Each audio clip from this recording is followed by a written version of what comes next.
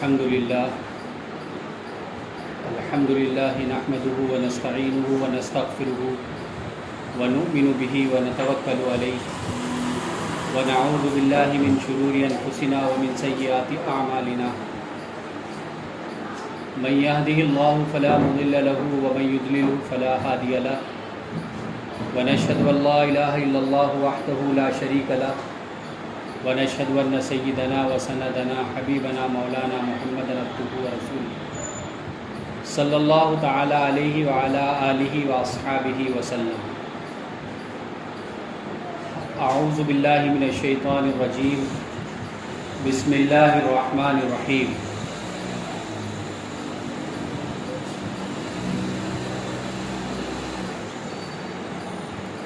الذین یؤمنون بالغیب ویقیمون الصلاة ومما رزقناہم ینفقون والذین یؤمنون بما انزل الیک وما انزل من قبلک وبالآخرۃ هم یوقنون اولئک علی ھدی من ربہم واولئک هم المفلحون۔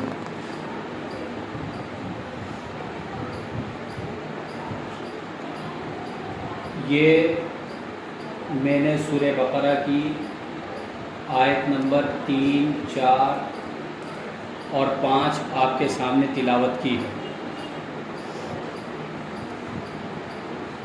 آیت نمبر 3، 4 اور 5۔ پچھلی آیت یعنی آیت نمبر 2 میں اللہ تعالیٰ نے ایک بات ارشاد فرمائی تھی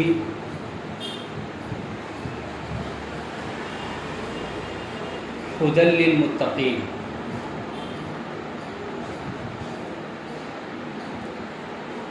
کہ یہ قرآن کریم ہدایت ہے متقیوں کے لیے، پرہیزگاروں کے لیے، اللہ سے ڈرنے والوں کے لیے۔ اب وہ متقین کون لوگ ہیں کہ جن کے لیے قرآن ہدایت ہے، جن کے لیے قرآن رہنمائی ہے، اور کون لوگ ہیں کہ جس سے قرآن سے فیض پہنچے گا، فائدہ پہنچے گا۔ تو اب یہ اللہ تعالیٰ نے اگلی آیات میں جو میں نے آپ کے سامنے تلاوت کی ہیں، ان متقی لوگوں کی 3 صفات بیان فرمائی ہیں، 3 علامات اور 3 نشانیاں بیان فرمائی ہیں کہ وہ متقی لوگ یہ ہیں۔ اللہ تعالیٰ ارشاد فرماتے ہیں الذین یؤمنون بالغیب، وہ متقی لوگ ایسے ہیں کہ جو غیب کی باتوں پر ایمان رکھتے ہیں۔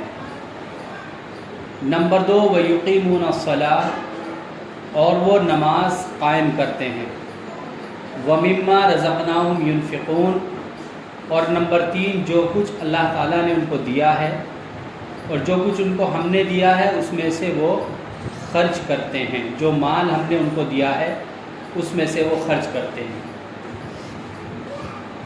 والذین یؤمنون بما انزل الیک، اور وہ لوگ ایسے ہیں جو ایمان لاتے ہیں اس پر جو ہم نے آپ کی طرف نازل کیا، وما انزل من قبلک، اور اس پر بھی ایمان لاتے ہیں جو آپ سے پہلے نازل کیا گیا، وبالآخرۃ هم یوقنون، اور وہ آخرت پر بھی ایمان لانے والے ہیں۔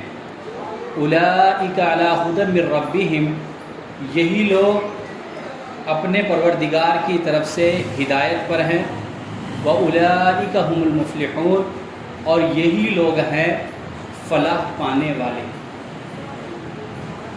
بہرحال آج کی آیات میں ہمارے لیے اللہ تعالیٰ نے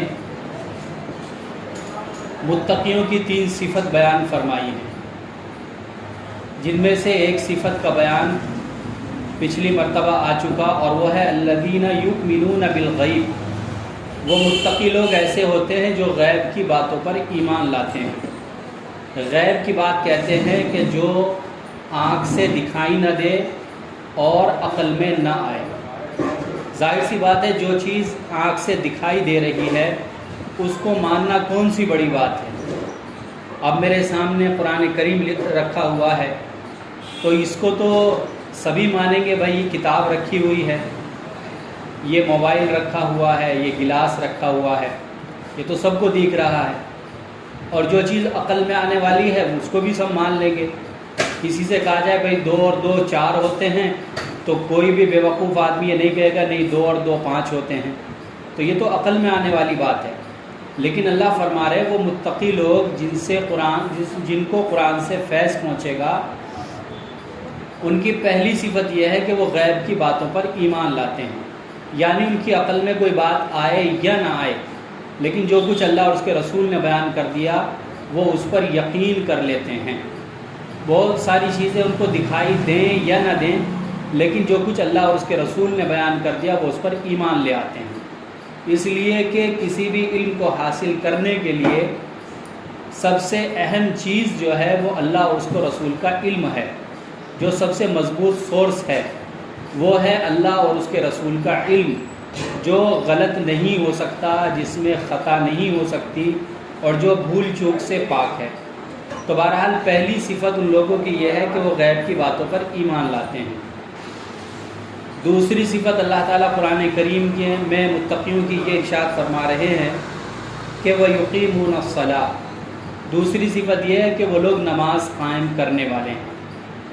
عبادات کی 3 قسمیں ہیں، جو ہم عبادتیں کرتے ہیں ان کی 3 قسمیں ہیں۔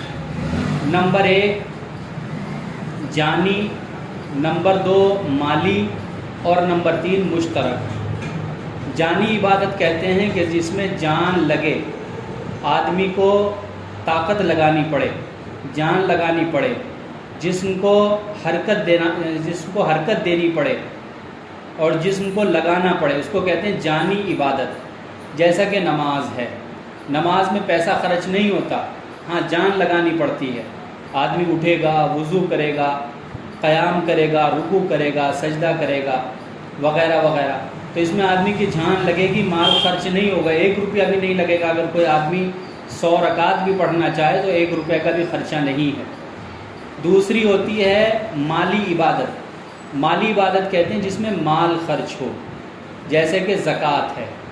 مثال کے طور پہ جو مال آدمی زکوٰۃ میں دے رہا ہے یا اللہ کے راستے میں خرچ کر رہا ہے، اس میں جان لگانے کی ضرورت نہیں ہے، یعنی خرچ کرنے میں، کمانے کی بات نہیں ہو رہی ہے، کمانے میں تو لگانی پڑے گی، خرچ کرنے میں۔ تو جو آدمی صدقہ دے رہا ہے اس میں جان لگانے کی ضرورت نہیں ہے۔ آپ اپنے گھر بیٹھے بیٹھے آرام سے کرسی پہ پنکھے کے نیچے اگر صبح سے شام تک 1 کروڑ روپے بھی تقسیم کرنا چاہیں وہ بھی ہو جائیں گے، حالانکہ گھر سے باہر قدم بھی نکالنا نہیں پڑے گا، لینے والے وہیں آ کر لے جائیں گے۔ تو یہ ہے مالی عبادت۔ اور تیسری عبادت ہوتی ہے مشترک۔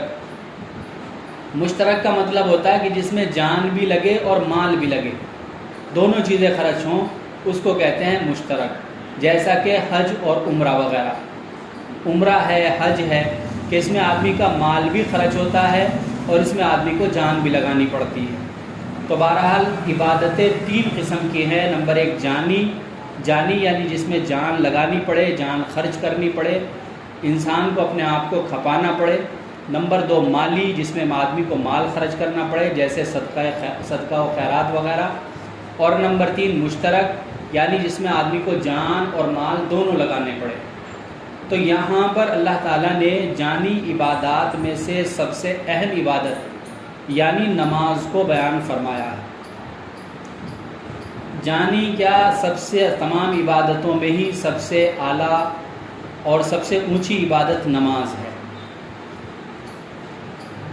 قرآن کریم میں بھی بار بار اللہ تعالیٰ نے نماز کا حکم دیا ہے، حدیث پاک میں بھی بہت زیادہ نماز کی تاکید وغیرہ آئی ہے۔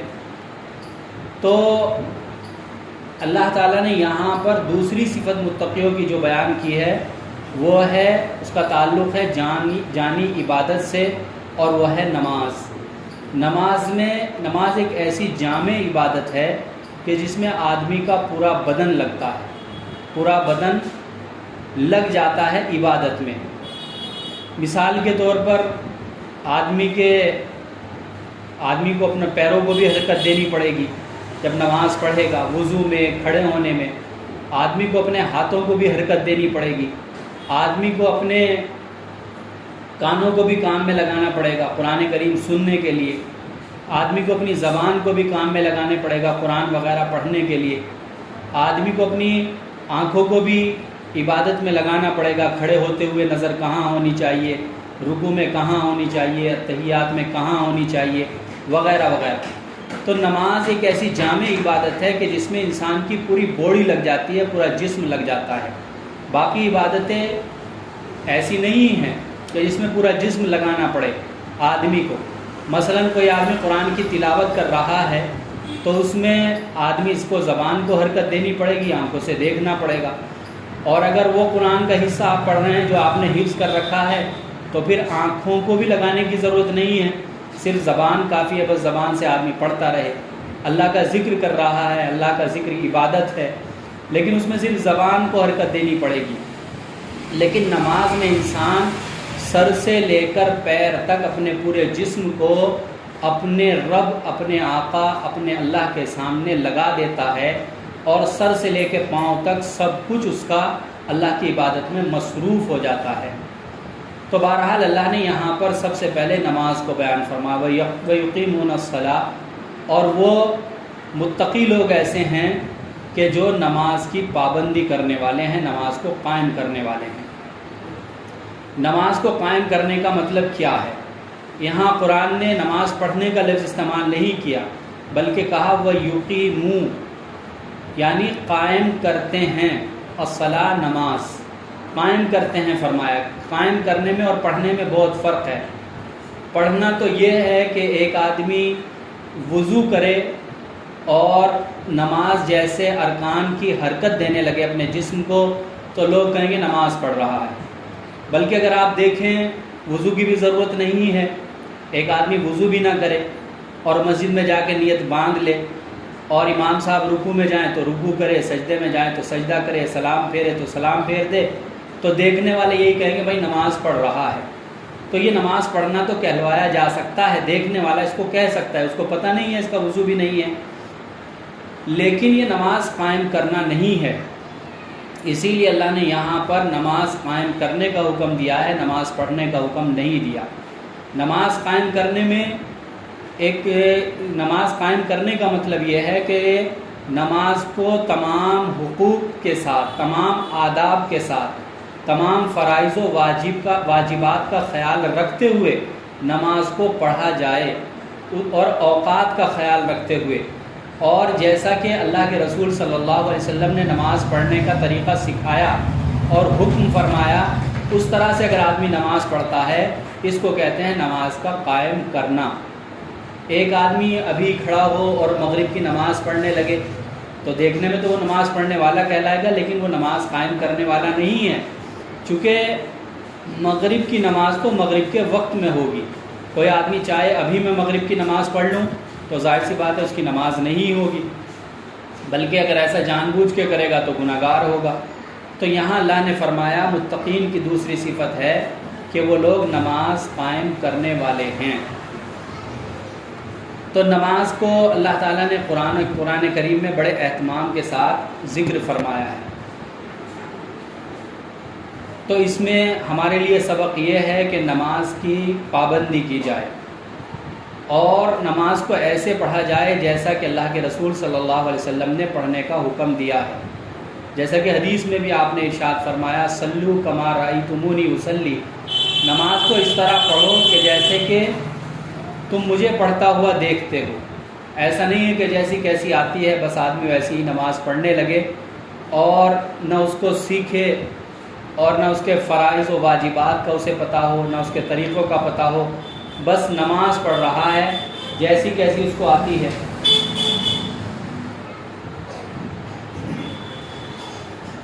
اور ہمارے یہاں یہ پتہ نہیں کہاں سے غلط جملہ مشہور ہو گیا کہ جی تم پڑھ لو کوئی بات نہیں، اللہ سب قبول کرنے والا ہے۔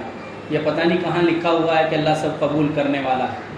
اگر اللہ سب قبول کرنے والا ہوتا تو قرآن کریم میں اللہ تعالیٰ نے بے شمار نماز کے مسائل، فضائل، وعیدات وغیرہ جو بیان کیے، اس کی بیان کرنے کی ضرورت نہیں تھی۔ بس ایک جملہ کافی تھا، جیسی نماز آتی ہے پڑھ لو، اللہ سب قبول کرنے والا ہے۔ حالانکہ ایسا نہیں ہے۔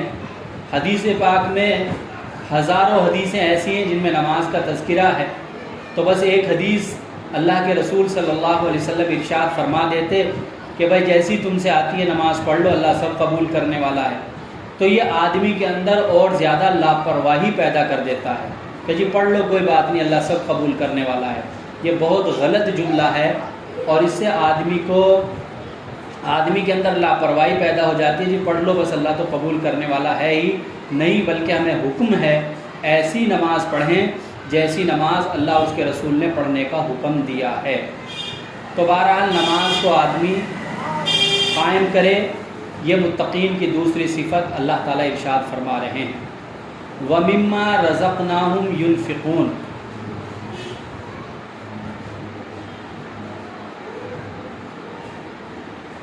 تو دوسری صفت متقیوں کی نماز قائم کرنا، اس میں بہت زیادہ لاپرواہی اور کوتاہی پائی جاتی ہے۔ اکثر لوگ تو مسلمانوں میں ایسے ہیں، مرد بھی اور عورتیں بھی، جو بیچارے نماز ہی نہیں پڑھتے، حالانکہ یہ بہت بڑے افسوس کی بات ہے، اور آدمی جتنا اپنے اوپر احساس کرے اور افسوس کرے وہ کم ہے نماز چھوڑنے پر۔ اور جو پڑھتے ہیں وہ بھی پابندی کی نہیں پڑھتے، جو کچھ پڑھنے والے بھی ہیں پہلے اپنے دوسرے کام نپٹائیں گے، اس کے بعد موقع لگے گا تو نماز پڑھ لیں گے، آگے پیچھے پڑھتے ہیں۔ عصر کی نماز بالکل مغرب کے قریب، مغرب کی نماز بالکل عشاء کے قریب، ظہر کی نماز بالکل عصر کے قریب، اور فجر کی نماز کی تو بالکل چھٹی کر دیتے ہیں، یا کوئی پڑھے گا بھی تو جس وقت بھی آنکھ کھلی اس وقت فجر کی نماز اٹھ کر پڑھ لی۔ تو یہ کوتاہی آدمی کے اندر نہیں ہونی چاہیے۔ نماز کی بہت زیادہ تاکید قرآن و حدیث میں بیان کی ہے۔ آپ یقین جانیں کہ میں اپنی کم علمی کے باوجود اگر صرف نماز ہی پر بیان کروں تو کئی ہفتے گزر جائیں گے، لیکن نماز پر جو کچھ اللہ اور اس کے رسول نے بیان فرمایا ہے ہم اس کو بیان نہیں کر سکتے۔ اب آپ اندازہ لگا لیجیے، ایک حدیث میں تو اللہ کے رسول صلی اللہ علیہ وسلم نے یہاں تک ارشاد فرمایا ہے، من ترک الصلاۃ متعمدا فقد کفر، او کما قال علیہ الصلاۃ والسلام، کہ جس نے جان بوجھ کر ایک وقت کی نماز بھی چھوڑ دی گویا کہ اس نے کفر کیا۔ کفر فرمایا، فقد کفر، اس نے یقیناً کفر کیا جس نے ایک وقت کی نماز بھی چھوڑ دی۔ اگرچہ بہت سارے ائمہ یہ فرماتے ہیں کہ اگر کوئی آدمی جان بوجھ کے ایک نماز چھوڑے گا تو وہ آدمی کافر ہو جاتا ہے۔ بعض بڑے بڑے علماء کا یہ قول ہے کہ جو ایک وقت کی بھی نماز چھوڑ دے وہ آدمی کافر ہو جاتا ہے، جان بوجھ کر نماز چھوڑنے والا۔ اور حضرت شیخ عبد القادر جیلانی رحمۃ اللہ علیہ کا قول ہے کہ اگر کوئی آدمی جان بوجھ کر ایک نماز چھوڑ دے تو وہ آدمی ایمان سے خارج ہو جائے گا، مسلمان نہیں رہا۔ اور اگر اس کا انتقال ہو جائے تو نہ تو اس کو غسل دیا جائے، نہ اس کو کفن دیا جائے، اور نہ اس کو مسلمانوں کے قبرستان میں دفنایا جائے، بلکہ کہیں دور گڑھا کھود کر ایک طرف اس کو ڈال دیا جائے اور پھینک دیا جائے، جو آدمی تارک صلاۃ ہے، نماز کا چھوڑنے والا ہے۔ تو اب آپ ذرا اندازہ لگائیے کہ کتنی سخت وعید ہے نماز کا چھوڑنے والوں پر۔ اگرچہ حضرت امام اعظم ابو حنیفہ فرماتے ہیں کہ فقد کفر کا مطلب یہ ہے کہ اس نے کافروں والا کام کیا، کیونکہ نماز کا چھوڑنا مسلمان کا کام نہیں ہے۔ تو جس نے جان بوجھ کر نماز کو چھوڑا گویا کہ اس نے کافروں والا کام کیا۔ اگرچہ بہت سے بڑے بڑے علماء یہ فرماتے ہیں وہ کافر ہو گیا، لیکن حضرت امام اعظم ابو حنیفہ جن کی ہم اقتدا کرتے ہیں وہ فرماتے ہیں اس نے کافروں والا کام کیا، نماز کا چھوڑنا مسلمان کا کام نہیں ہے۔ اور آپ کو سن کے شاید تعجب ہو، اگر اسلامی حکومت ہو تو بہت سارے علماء کا فتویٰ یہ ہے کہ جان بوجھ کر نماز چھوڑنے والے کو قتل کر دیا جائے گا، اس کی گردن اڑا دی جائے گی نماز چھوڑنے کی وجہ سے۔ اور بعض علماء فرماتے ہیں کہ قتل تو نہیں کیا جائے گا، البتہ جیل میں ڈال دیا جائے گا، یہاں تک کہ وہ توبہ کر لے اور نماز پڑھنے لگے، ورنہ اس کو جیل میں ہی ڈال دیا جائے گا، جیل میں ہی بند کر دیا جائے گا۔ تو اس لیے یہ کوئی معمولی چیز نہیں ہے نماز کا پڑھ لینا، نماز کا چھوڑ دینا۔ بھائی جو پڑھ رہا ہے اچھی بات ہے، بہت اچھی بات ہے، بھائی نماز پڑھتے ہو۔ جو چھوڑ رہا ہے جی کوئی بات نہیں، بس اللہ توفیق دے، ہم نے ایسا معمولی سا سمجھ رکھا ہے، یعنی نہ پڑھنے والے کی کوئی اہمیت ہے، نہ چھوڑنے والے کا کوئی عمل برا سمجھا جاتا ہے۔ حالانکہ حدیث پاک میں یہ آتا ہے کہ جس نے ایک وقت کی نماز کو چھوڑ دیا اس کا گویا کہ سب کچھ برباد ہو گیا، اس کے گھر والے، اس کی بیوی، اس کے بچے، اس کا کاروبار، اس کا گھر بار، سب کچھ لٹ گیا جس نے ایک وقت کی نماز کو چھوڑ دیا۔ تو بہرحال اللہ تعالیٰ یہاں متقیوں کی دوسری صفت ارشاد فرما رہے ہیں وَيُقِيمُونَ الصَّلَاةَ، اور وہ لوگ ایسے ہیں کہ نماز کو قائم کرتے ہیں۔ تو لہٰذا یہ جو ہمارا تفسیر کا پروگرام ہے یہ صرف اس لیے نہیں ہے کہ بھائی بیان کرنے والا آئے وہ بیان کر کے پلہ جھاڑ کے چل دے اور سننے والے اپنے اپنے کپڑے جھاڑ کے اور برقعے جھاڑ کے چل دیں، چلو بھائی ہم نے تفسیر سن لی، نہیں، بلکہ اصل مقصد یہ ہے، یہ میں بار بار بیان کرتا ہوں کہ قرآن کو سمجھ کر اس پر عمل کیا جائے، ورنہ سننا صرف کافی نہیں ہے اور سننے سے پورا فائدہ حاصل نہیں ہوگا۔ اگرچہ سننے سے ہی عمل کی توفیق ملتی ہے لیکن بہرحال عمل ضروری ہے۔ تو لہٰذا جو کچھ ہم یہاں سنیں اللہ سے دعا بھی کریں اگر کسی عمل میں ہمارے کوتاہی ہے کہ اللہ ہمیں اس میں مضبوطی عطا فرمائے، عمل کی توفیق عطا فرمائے، اور عمل کی کوشش بھی کریں، صرف سننے تک محدود نہ رہیں۔ اللہ تعالیٰ جو کچھ ہم یہاں کہتے سنتے ہیں اس پر آپ کو بھی عمل کی توفیق عطا فرمائے اور مجھے بھی عمل کی توفیق عطا فرمائے۔ بہرحال وَيُقِيمُونَ الصَّلَاةَ، وہ متقی لوگ دوسری صفت یہ ہے ان کے اندر کہ وہ نماز کو قائم کرتے ہیں۔ وَمِمَّا رَزَقْنَاهُمْ يُنْفِقُونَ، اور متقیوں کی تیسری صفت اللہ تعالیٰ یہ ارشاد فرما رہے ہیں اور جو کچھ ان کو ہم نے دیا ہے یعنی مال، اس میں سے وہ خرچ کرتے ہیں۔ میں نے بھی آپ کے سامنے بیان کیا کہ عبادات کی 3 قسمیں ہیں، نمبر 1 جانی، نمبر 2 مالی اور نمبر 3 مشترک۔ تو پچھلے جملے میں اللہ نے جانی عبادت سے متعلق بیان فرمایا وَيُقِيمُونَ الصَّلَاةَ، اب اللہ تعالیٰ مالی عبادت کو بیان فرما رہے ہیں وَمِمَّا رَزَقْنَاهُمْ يُنْفِقُونَ، اور وہ متقیوں کی ایک صفت یہ ہے، ایک خوبی یہ ہے کہ اللہ نے جو کچھ ان کو مال دیا ہے اس میں سے وہ خرچ کرتے ہیں، یعنی اللہ کی رضا کے لیے خرچ کرتے ہیں۔ وَمِمَّا، یہ اللہ نے یہاں ایک لفظ استعمال فرمایا وَمِمَّا، اس کو کہتے ہیں ما تبعیضیہ، یہ عربی کی گرامر میں کا لفظ میں آپ کے سامنے بول رہا ہوں۔ ما تبعیضیہ یعنی کہ اس میں سے کچھ خرچ کرتے ہیں۔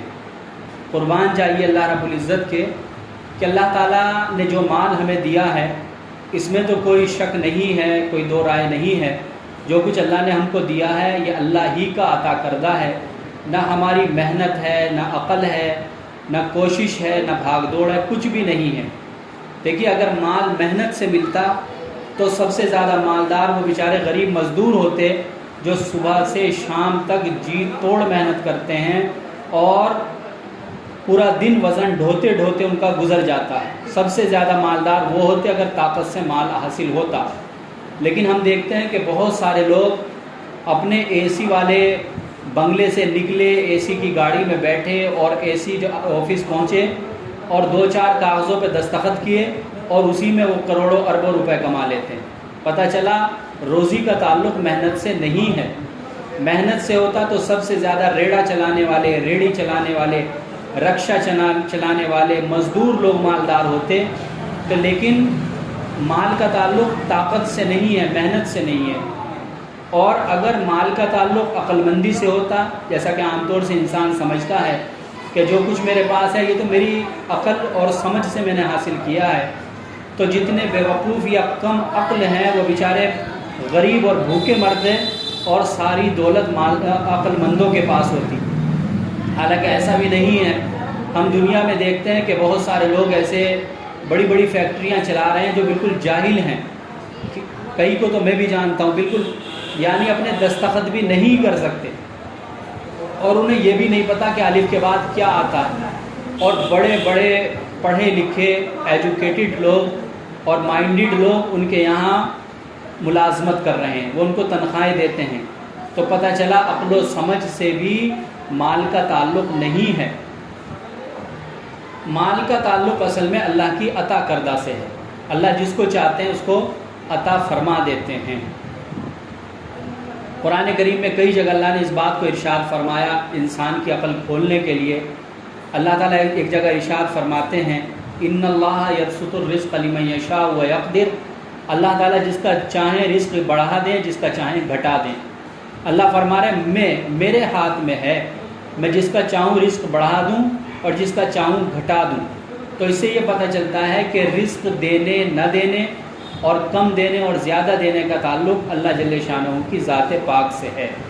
آدمی کچھ نہیں کر سکتا، ہر آدمی چاہتا ہے میں کروڑ پتی بن جاؤں، لیکن بنتا تو نہیں ہے، چاہتے سب ہیں۔ پتہ چلا یہ ڈپارٹمنٹ جو ہے، یہ محکمہ جو ہے روزی دینے کا اللہ کے ہاتھ میں ہے، اللہ کے اختیار میں ہے۔ تو بہرحال تو اللہ نے یہاں ایک لفظ استعمال فرمایا وَمِمَّا۔ قرآن بھی بڑی عجیب چیز ہے، مگر افسوس ہم نے پڑھا نہیں، سنا نہیں۔ اور اس میں سے کچھ علماء فرماتے ہیں کہ اللہ تعالیٰ نے انسان کو مال دیا تو اللہ رب العزت چاہتے تو یہ بھی فرما سکتے تھے میرے بندے جو کچھ میں نے تجھے دیا ہے اس میں سے اپنی ضرورت کا نکال لے، باقی سارا میرے راستے میں خرچ کر دے۔ اللہ کو اختیار تھا، اور یہ کوئی ناانصافی بھی نہیں ہے، کیونکہ دینے والا خود کہہ رہا ہے بھائی اپنا جو تیرا خرچہ ہے، خرچہ پانی جس کو کہتے ہیں، خرچہ پانی جو تیرا ہے وہ نکال لے، باقی سارا اللہ کے راستے میں دے، چکے دینے والا اللہ ہی تو ہے۔ تو اللہ کا انصاف تھا، لیکن اللہ نے ایسا حکم نہیں دیا۔ پھر اللہ چاہتے تو یہ بھی حکم دے سکتے تھے بھائی جتنا تو کما رہا ہے ایک کام کر، اس میں سے 50-50 کر لے، آدھا آدھا کر لے، چونکہ محنت بہرحال بظاہر تو کرتا ہے، دینے والا میں ہوں، تو ایسا کر آدھا تو رکھ لیا کر، آدھا میرے راستے میں خرچ کر دیا کر، قربان جائیے اللہ کے۔ یہ بھی حکم نہیں دیا، حالانکہ اگر دے دیتے تو یہ کوئی ناانصافی نہیں تھی، عین انصاف تھا۔ دنیا میں ہم دیکھتے ہیں کہ بعض پارٹنرشپ ایسی ہوتی ہیں کہ آدمی کہتا ہے بھائی پیسہ میں لگا دوں گا، محنت تم کر لینا، جو نفع ہوگا وہ آدھا آدھا تقسیم کر لیں گے۔ سب کہتے ہیں بھائی ٹھیک ہے، تو اللہ تعالیٰ بھی فرماتے بھائی دے تو میں رہا ہوں، محنت تھوڑی سی تو کرتا ہے، تو لہٰذا ایک کام کر، آدھا تو رکھ لیا کر، آدھا میرے راستے میں خرچ کر دیا کر۔ لیکن اللہ نے ایسا بھی حکم نہیں دیا۔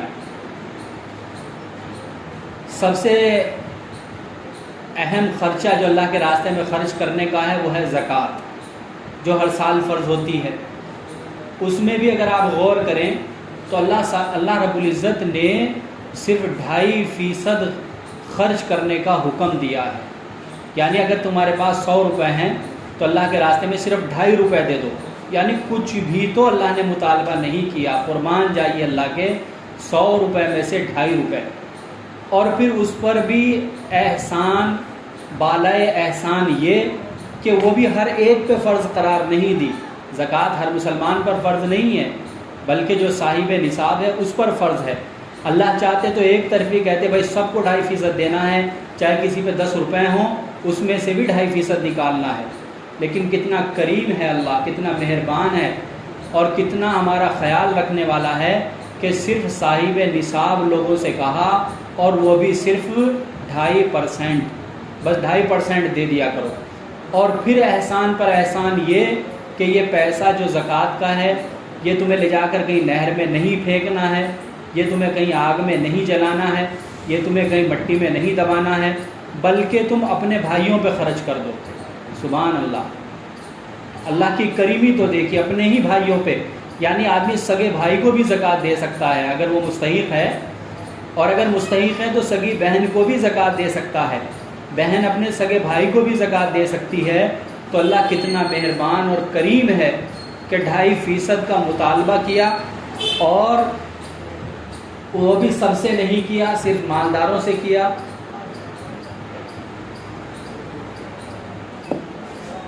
اور اس میں بھی اللہ تعالیٰ نے فرمایا کہ تم اپنے بھائیوں پر ہی وہ مال خرچ کر دو۔ ظاہر سی بات ہے اللہ حکم دے دیتے بھائی یہ جو زکوٰۃ کا پیسہ ہوتا ہے اس کو نہر میں جا کے ڈالنا ہے، تو اللہ تو بادشاہ ہیں، وہ تو حکم دے دیتے، پورا کرنا پڑتا۔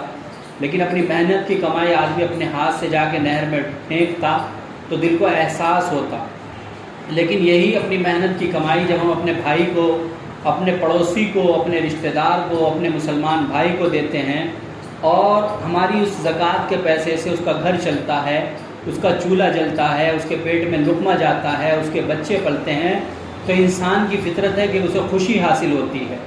تو اللہ نے کتنا کرم فرمایا کہ وہ مما، اور اس میں سے بس تھوڑا سا خرچ کر دو، یعنی 2.5%. باقی اور صدقہ وغیرہ بھی ہے لیکن وہ آدمی کی اپنی مرضی کے اوپر ہے. جو فرض ہے وہ تو صرف 2.5% ہے. مگر افسوس کی بات یہ ہے، بہت افسوس کی بات یہ ہے کہ اکثر مسلمان 2.5% زکوٰۃ دینے کو بھی تیار نہیں ہیں. اکثر مسلمان زکوٰۃ نہیں دیتے، اکثر. اور جو دیتے بھی ہیں ان میں بھی اکثر وہ ہیں جو پوری زکوٰۃ نہیں دیتے. بہت کم لوگ، آٹے میں نمک کے برابر لوگ آپ کو ملیں گے کہ جو پوری حساب لگا کر زکوٰۃ دینے والے ہیں. یعنی اتنی چھوٹ پر چھوٹ دینے کے باوجود اللہ تعالیٰ نے جو مطالبہ کیا اس کو پورا کرنے والے آٹے میں نمک لوگ ہیں. تو یہ افسوس کی بات ہے، سوچنے کی بات ہے. اور اللہ فرما رہے یہ تو متقیوں کی صفت ہے. وَمِمَّا رَزَقْنَاهُمْ يُنْفِقُونَ، کہ وہ جو کچھ میں نے ان کو دیا ہے اس میں سے کچھ اللہ کے راستے میں خرچ کرتے ہیں. اچھا، اور اللہ کا احسان دیکھیے آپ، احسان پر احسان فرما رکھا ہے کریم آقا نے. اور پھر بھی انسان عمل نہ کرے تو پھر جتنی سخت پکڑ وہ کر لے تو وہ کم ہے. اس کے بعد بھی اللہ تعالیٰ کیا فرما رہے ہیں، جو تو خرچ کرے گا اس کا بدلہ بھی میں تجھے دوں گا. یہ اللہ کا کتنا بڑا احسان ہے. حالانکہ اس میں بدلے کا کیا مطلب ہے؟ بھائی ایک آدمی نے ہمیں 100 روپے دیے اور وہ اس میں سے کہنے لگے بھائی یہ جو فقیر بیٹھا ہوا ہے 10 روپے اس میں سے آپ اسے دے دیں، 90 تم رکھ لو. تو کوئی اس میں برائی نہیں ہے. آدمی کہے گا بھائی میں نے تمہیں 100 دیے ہیں، ایسا کرو 90 تم رکھ لو، 10 روپے فقیر کو دے دو. لیکن ہم وہ بھی کرنے کو تیار نہیں ہیں. اور اس کے بعد اللہ فرما رہے جو کچھ خرچ کرو گے اللہ تعالیٰ اس کا بھی تمہیں ثواب اور اجر عطا فرمائیں گے. دنیا میں بھی اللہ تعالیٰ دیں گے اور آخرت میں بھی دیں گے. یعنی پہلے مال دیا اور پھر خرچ کرنے کا حکم دیا، اور جو اس حکم کو پورا کرے گا پھر اس پر بھی اجر کا وعدہ کیا ہے. دنیا میں بھی اللہ تعالیٰ دیتے ہیں. ایک حدیث میں ہے اللہ کے رسول صلی اللہ علیہ وسلم نے قسم کھا کر فرمایا، اللہ کے نبی قسم کھا کر فرما رہے ہیں کہ اگر صدقہ کرنے سے تمہارا مال کم ہو جائے تو اللہ کے نبی نے فرمایا کہ میں اللہ کی قسم کھا کے کہتا ہوں کہ صدقہ کرنے سے مال کم نہیں ہوتا، مال گھٹتا نہیں ہے. یعنی اللہ تعالیٰ مال میں بھی اضافہ فرمائیں گے، نیکیوں میں بھی اضافہ فرمائیں گے، اور لوگوں کی دعائیں بھی تم کو ملیں گی. تو بہرحال وَمِمَّا، اللہ نے سارے کا مطالبہ نہیں کیا، آدھے کا مطالبہ نہیں کیا، 25% کا مطالبہ نہیں کیا، بلکہ تھوڑا سا، بس تھوڑا سا اللہ کے راستے میں بھی خرچ کر دو. حالانکہ اللہ تعالیٰ زیادہ کا بھی حکم دے دیتے تو ان کو اختیار بھی تھا اور انصاف کا تقاضا بھی تھا. لیکن اللہ جانتے ہیں بندہ کتنا کنجوس اور خسیس ہے کہ میرا دیا ہوا مال بھی میرے راستے میں خرچ کرتے ہوئے اس کی جان نکلتی ہے. اس لیے اللہ نے اس معاملے میں بھی کوئی سخت حکم نہیں دیا. وَمِمَّا، اور اس میں سے رزقناہم، خرچ کرتے ہیں جو ہم نے ان کو دیا ہے. ينفقون، خرچ کرتے ہیں، جو مال ہم نے ان کو دیا ہے اس میں سے خرچ کرتے ہیں. خرچ کرتے ہیں یعنی اللہ کے راستے میں، اللہ کے راستے میں خرچ کرتے ہیں. مطلق خرچ کرنا مراد نہیں ہے کہ بس جو کچھ دیا اس کو خرچ کرتے ہیں. ظاہر سی بات ہے ایسا خرچ کرنا تو کافر بھی کرتا ہے، مشرک بھی کرتا ہے، یہودی بھی کرتا ہے، نصرانی بھی کرتا ہے، ساری دنیا کر رہی ہے جو کچھ اللہ نے دیا خرچ. مراد یہ ہے اللہ کے راستے میں خرچ کرتے ہیں. اللہ کا راستہ کیا ہے؟ اللہ کا راستے کا مطلب یہ ہے ہر اس جگہ مال کو خرچ کرنا کہ جس میں اللہ کی رضا مطلوب ہو. یہ پیسے میں اس لیے خرچ کر رہا ہوں تاکہ میرا اللہ مجھ سے راضی ہو جائے، یا یہ کہ اللہ نے کوئی حق ہمارے ذمے رکھا ہوا ہے اس جگہ خرچ کرنا، یہ بھی اللہ کے راستے میں خرچ کرنا ہے. مثال کے طور پر اپنے بیوی بچوں پہ خرچ کرنا، یہ بھی اللہ ہی کے راستے میں خرچ کرنا. اپنے بیوی بچوں کی جائز ضروریات کو پورا کرنا، جائز سن لینا، جائز ضروریات کو پورا کرنا، یہ ایک حق بیان کیا گیا ہے مرد کے اوپر. تو جو مرد اپنے بیوی بچوں پر مال خرچ کر رہا ہے تو وہ بھی اللہ کے راستے میں خرچ کر رہا ہے اور اس کو اس پر اجر اللہ تعالیٰ عطا فرمائیں گے. بلکہ ایک حدیث میں اللہ کے رسول صلی اللہ علیہ وسلم نے ارشاد فرمایا کہ انسان کے لیے سب سے بہترین صدقہ وہ ہے جو وہ اپنے بیوی بچوں پہ خرچ کرتا ہے. یہ سب سے بہترین صدقہ بتایا ہے. جو انسان اپنے بیوی بچوں کی جائز ضروریات پر خرچ کرتا ہے۔ تو بہرحال اللہ کے راستے میں خرچ کرنے کا مطلب یہ سمجھ لیں کہ جہاں بھی آپ کی نیت یہ ہے کہ بس اللہ مجھ سے راضی ہو جائے اس لیے خرچ کر رہا ہوں، تو وہ اللہ کا راستہ ہے۔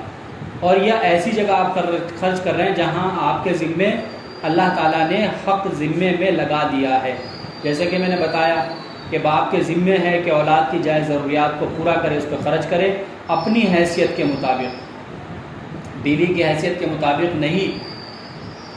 کبھی آپ تفسیر سن کے سارے مفتی بن جاؤ اور اپنے شوہروں کو پریشان کرو کہ میرے اوپر یہ بھی خرچ کر، یہ بھی خرچ کر، اپنی حیثیت کے مطابق۔ شوہر کے ذمے خرچہ ہے اس کی حیثیت کے مطابق، بیوی اور میڈم کی حیثیت کے مطابق خرچ کرنا ضروری نہیں ہے۔ وہ کہنے لگے ہم تو اپنے گھر میں یوں کھایا کرتے تھے، کھاتی ہوگی، ہم تو یوں پہنتے تھے، پہنتی ہوگی، ہم تو یوں رہتے تھے، رہتی ہوگی۔ یہاں وہ خرچ کرے گا اپنی حیثیت کے مطابق، اور ایسے ہی اولاد پہ بھی خرچ کرے گا اپنی حیثیت کے مطابق۔ تو بہرحال اس پر بھی اللہ تعالیٰ مرد کو ثواب عطا فرمائیں گے، جو کچھ وہ اپنے بیوی بچوں کی اور دوسرے رشتہ داروں کی ضروریات پر یا عام مسلمانوں کی ضروریات پر خرچ کرتا ہے، اللہ تعالیٰ اس پر بھی اس کو ثواب عطا فرمائیں گے۔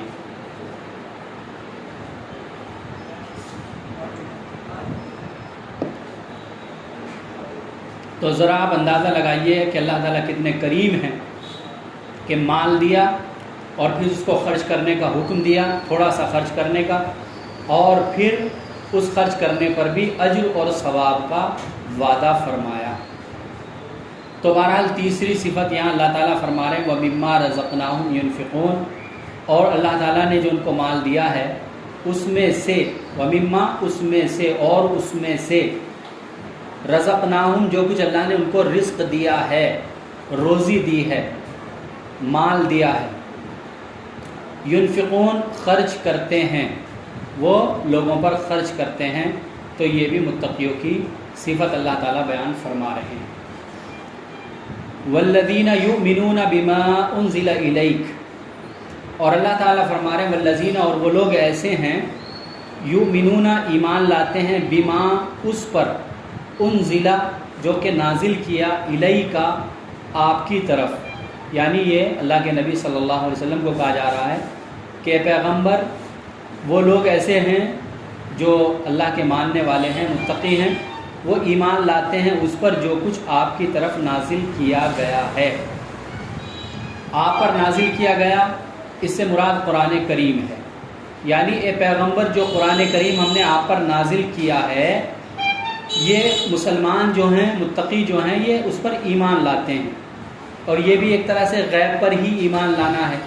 یہ قرآن کریم ہمارے سامنے رکھا ہوا ہے، اب ہم نے تو اللہ کے نبی پر یہ کتاب نازل ہوتے ہوئے نہیں دیکھی کہ اللہ کے نبی پر نازل ہوئی، جبرائیل علیہ السلام تشریف لائے، پھر یہ قرآن کریم جو ہے کتاب کی شکل میں ہمارے سامنے آیا، لیکن پیغمبر کی بات پر یقین کرتے ہوئے اور اللہ کی بات پر یقین کرتے ہوئے اور عقل کا استعمال کرتے ہوئے ہم نے یقین کر لیا کہ یہ قرآن اللہ کی کتاب ہے۔